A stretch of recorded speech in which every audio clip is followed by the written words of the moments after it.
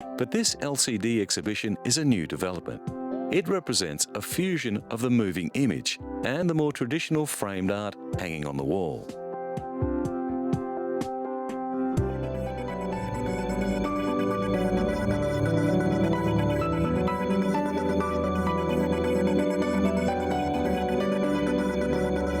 The space tourism race marked a milestone recently as British entrepreneur Sir Richard Branson and American aerospace designer Burt Rutan waved to a crowd from inside the cabin of a new aircraft designed to carry a passenger spaceship to launch altitude.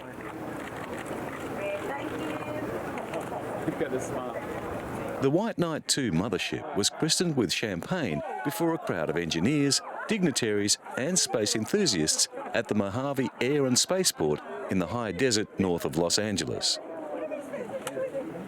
That's my second accident. We hope to be able to start a program where we can try to fly people incredibly quickly around the world, from New York to Australia in less than 2 hours. White Knight 2 is the largest all-carbon composite aircraft ever built. It is the brainchild of Burt Rutan, who made history in 2004 when his Spaceship One became the first private manned aircraft to reach space. That historic spaceflight was accomplished with the help of White Knight 2's smaller predecessor, White Knight. Now the new mothership must undergo at least a year of rigorous flight tests. Retired American astronaut Buzz Aldrin and his wife also took part in the event. You've done it before, huh? Well, I mean, the publicity benefit would accrue to whom? To me? No. I've been on the moon with Neil Armstrong. See, so I don't need the publicity. Next step is the completion of Spaceship 2, which will be flown by 2 pilots and carry 6 passengers.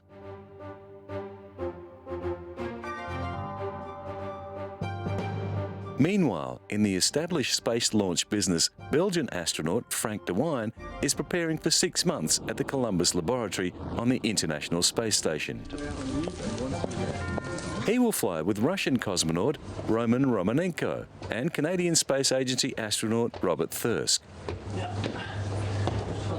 With the Columbus Laboratory finally functioning, Europe now has a very real long-term investment in the ISS. De Wijn will be doing maintenance on the robotic arm and installing Japanese equipment brought up by the HTV cargo module, which is due to dock with the ISS soon after he arrives.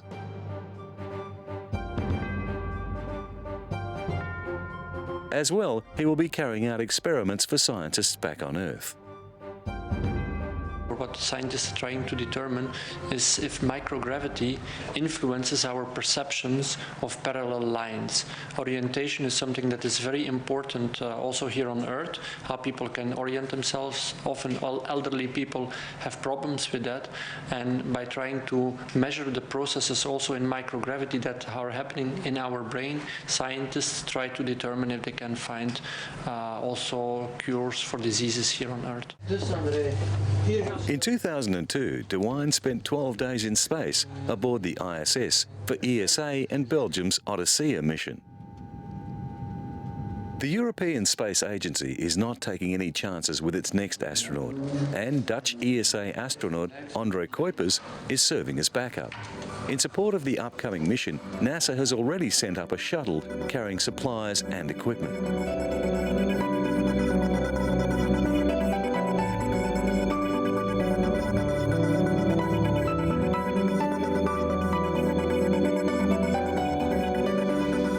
In America's Midwest, billions of tons of corn, once used as food, are now being used to produce ethanol. From this year, controversial federal mandates require the United States to use 34 billion litres of alternative fuel annually. That makes grain a high in-demand product. For those involved in the production chain for biofuels, it means more profit. A full 33% of this year's US corn harvest, or 3.9 billion bushels, is expected to go towards ethanol production, up from 22%. Virtually all experts agree that using crops for biofuel drives up the price of grain, but opinions vary greatly as to how much. The world's poorest people are suffering because of the biofuels initiative.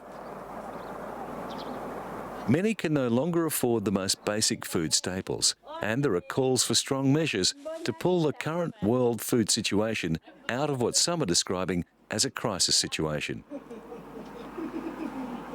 Estimates cited by the International Food Policy Research Institute say biofuels account for more than 30% of the food price increases. What is certain is that many people across the developing world are feeling the pinch. White House economic advisors say the ethanol industry accounts for just 2 to 3% of the recent jump in grain prices, which are up more than 40% since 2007. Despite the controversy, most governments are keen to hit their biofuel targets. But even if every bit of corn in the US was used to produce ethanol, American demand for fuel would still not be met. In the Netherlands, a different plant is being tested as a renewable fuel. Algae could be part of the answer to the world's energy crisis. In Western Holland, a shallow pool that is rapidly turning green with algae is being harvested for animal feed, skin preparations, biodegradable plastics, and biofuel.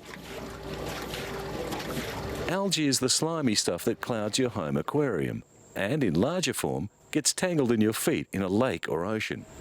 It can grow almost anywhere there is water and sunlight, and under the right conditions, it can double its volume within hours.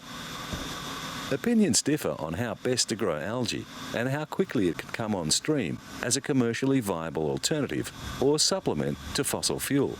But scientists and industrialists agree the potential is huge. In a warehouse 200 kilometres southeast of Amsterdam, a bioreactor is producing algae in pressure cooker fashion that its manufacturer hopes will one day power jet aircraft.